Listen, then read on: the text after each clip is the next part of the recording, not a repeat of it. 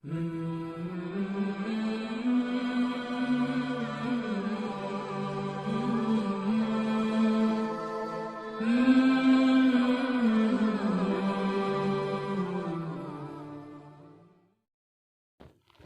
قدرمنو ستاسو په مخ کې ما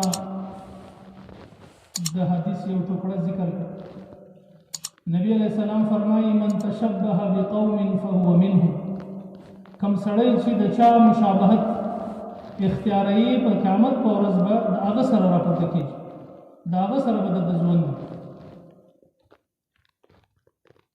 هر څوک چې مشابهت د چا مشابهت کوي، که د کفارو مشابهت کوي د کفارو سره به راپورته کېږي، او که چیرې د نبی علیہ السلام مشابهت کوي نو د نبی علیہ السلام سره به.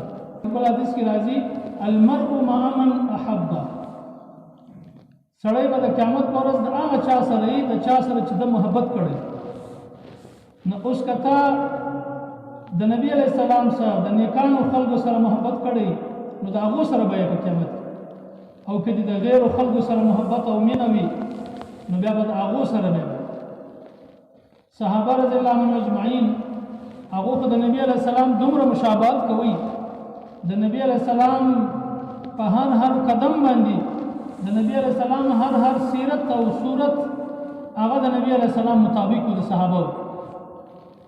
د ابوبکر صدیق رضی الله عنه په باره کې راځي چې هغه د نبی علیہ السلام د سیرت او د صورت دومره مشابهت وو چې خلق په مشکل کې شو.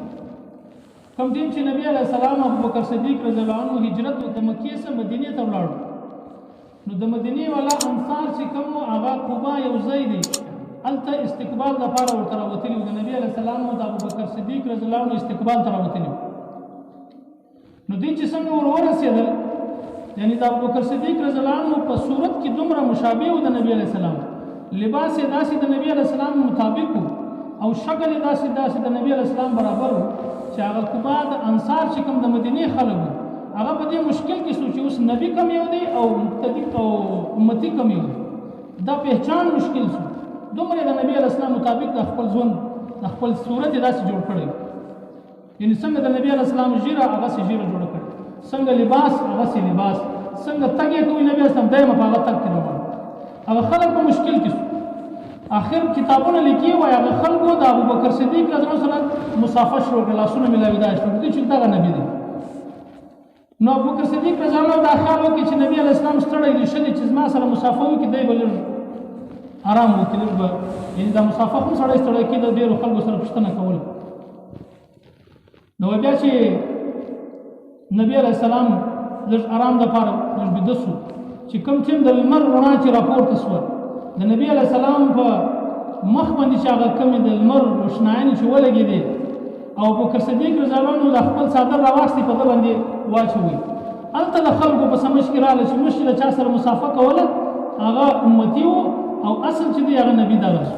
دومره بهترینه د نبی علیہ السلام دغه سیرت صورت جوړ کړی. او ذکر راځي لقد کان لکم فی رسول الله اسوة حسنه. د نبی علیہ السلام ژوند ستاسې لپاره بهترینه نمونه ده. دا بهترینه نمونه څه ته وایي؟ الله پاک چې دی دا دنیا ته انبیا علیهم السلام را لېږي، هغه د دې لپاره راځي چې تاسې ده ته وګورئ د ده د ژوند مطابق خپل ژوند تېر کړئ، د ده د نمونې مطابق خپل لباس خپله زندګي داسې تېره کړئ. د دې لپاره انبیا علیهم السلام را لېږي. نو نمونه څه ته وایي؟ نمونه دې ته وایي لکه اوس چې موږ یو سړی ورسي یو درزي ته هغه ته که یو کمیس وروړي ورته وایي چې د دغه ډیزاین مطابق ما ته کمیس را جوړ کړه، خوا دې خوا به نه جوړه، څنګه چې دا کمیس دی په دغه نقشه یې را جوړ کړه، هغه یو نمونه یې وروړي. اوس څه وخت بعد چې ورغلی کمیس چې راخیستی هغه درزي چې کوم دی ده چې کومه نقشه وښولې او کومه نمونه ډیزاین چې وکړی هغه د هغه څه مخالف جوړه کړی. نو ستې څه خیال دی هغه سړی به غوسه ورته کوي که مې نه کوي چې ما تا ته ډیزاین در کړی، تا ته مې یو نمونه در کړې، تا د هغه نمونې خلاف کار وکړي، هغه به خوشکه ورته کوي، په پیسو کې به هم خامخا باس ورسره کوي. داسې الله پاک انبیا علیهم السلام دنیا ته رالېږي، نبی علیہ السلام دنیا ته یو نمونه راولېږي چې تاسې د دغه سړي ژوند د دې زندګي د دې سیرت د دې صورت په دغه باندې تاسې خپل ژوند تېر کړئ. نو که اوس چېرې داسې وي چې موږ د دغه د نبي علیه السلام د ژوند خلاف ژوند تېر کړو، نو آیا الله پاک زموږ څه پوښتنه نه کوي چې ما دې ته یو ډیزاین یو نمونه در ښولې او د هغه مطابق ژوند تېر کړي؟ تا د کفارو او د غیرو په طریقه باندې خپل ژوند تېر کړي. نو یقینا به بیا الله رب العزت موږ سره ناراض دی. نو که د یو سړي د خپل نبی علیه السلام د شکل مطابق خپل شکل جوړ کړي، د هغه د لباس مطابق خپل لباس جوړ کړي، نو الله رب العزت به څومره زیات مینه او محبت سره. او بیا د نبی علیه السلام په اتباع کې چې دی ډېر زیات خیرونه دي، 100% زموږ د دنیا د آخرت فایدې پکښې دي. او بیا په سنت باندې خپل ژوند تېرول، په سنت باندې خپله زندګي راوستل، دا به الله ته څومره محبوبه وي. امام مالک رحمت الله علیه لیکلي دي په څلورو امامانو کې یو امام تېر شوی دی. نور د امام صاحب بعد د ده مرتبه د ډېر علمي سړی تېر شوی دی، په مدینه کې ډېر وخت درس کړی. د هغه په باره کې راځي وایي دی وایي د نن سبا د ده دور چې کوم دی، د ده دور 100 کاله مخکې تېر شوی دی، یو زموږ دور دی. دی وایي د دغه فتنې په دور کې د نبی علیه السلام په سنت باندې عمل کول داسې دی لکه د نوح علیه السلام په وخت کې چې د نوح علیه السلام په کښتۍ کې کوم خلک سپاره شو. یعنې کوم خلک چې د نوح علیه السلام په کښتۍ کې کښېنستل او په کتابونو کې 82 کسان راځي، نو هغو ته الله پاک نجات ورکړي، هغه الله بچاو کړي، نور ټول د اوبو په عذاب سره الله پاک غرق. اوس په دغه وخت کې د نبی علیه السلام په سنت باندې چې کوم سړی عمل کوي، هغه به داسې د فتنو څخه بچاویږي لکه د نوح علیه السلام د کښتۍ سواریان چې کوي، داسې به بچاویږي. مجدد الفسانی رحمت الله علیه لیکلي دي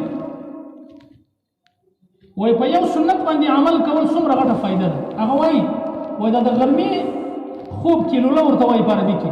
غرمه چې یو سړی بېدېږي د سنت په نیت باندې چې بېدېږي، وایي دا دومره غټ ثواب لري چې په کروڑاو نوافل د شپې وکړي، په کروڑاو نوافل هغه ثواب ته نه رسېدی که یو سړی صرف د سنت په نیت باندې غرمه خوب وکړي. دا زما د نبي سنت دی، په دغه نیت باندې بېدېږي خو سړی، خو د سنت په نیت بېده سي، د هغه دومره غټ ثواب دی چې د شب بیداري په کروڑاو نوافل وکړي، ثواب خو هغه هم ډېر غټ ثواب دی.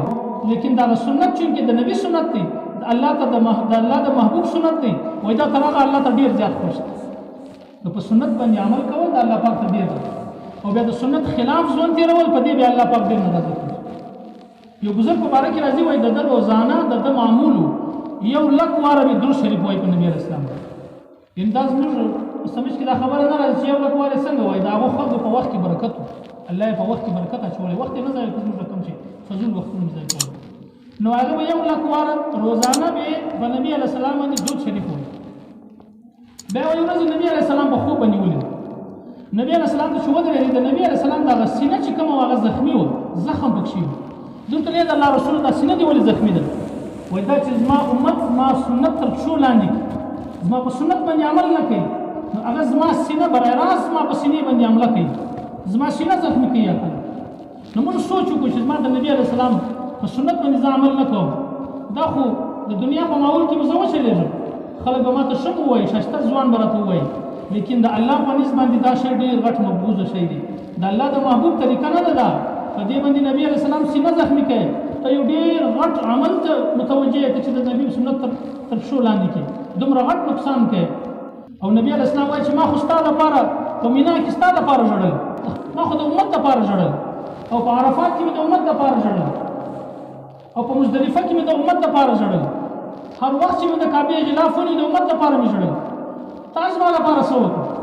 زما په سنت کې څومره ژوند تېر کړي، تا په د خپل ژوند کې د سنت څومره راوستل. یو ورځ دا سوچ په ذهن کې درغلی چې یاره دا زما د نبي سنت دی، تا چې کپړې اغوستلې، تا زما په طریقه مطابق هغه دعا دې وویله، مسجد ته چې ننوتلې هغه دعا دې وویله، مسجد چې وتلې ته هغه دعا وویله، کور ته چې ځې هغه دعا دې وویله، په سنت مطابق څنګه ننوتل څنګه راوتل دا تا وکړې په دې ځای. نو یقینا الله ته هغه عمل مقبول دی کوم چې د نبي علیه السلام د سنت مطابق وي. یاره ژوند خو هسې موږ کوو، موږ خو د خوبه څوک نه راګرځي، خو د نبي علیه السلام په طریقه باندې ویده شو. د کور هر سړی راوځي، خو د نبي علیه السلام په طریقه باندې راوځي. بازار کې سودا هر سړی کوي، کور ته شاپینګ هر څوک سودا کوي، د نبي علیه السلام په طریقه باندې وکړي.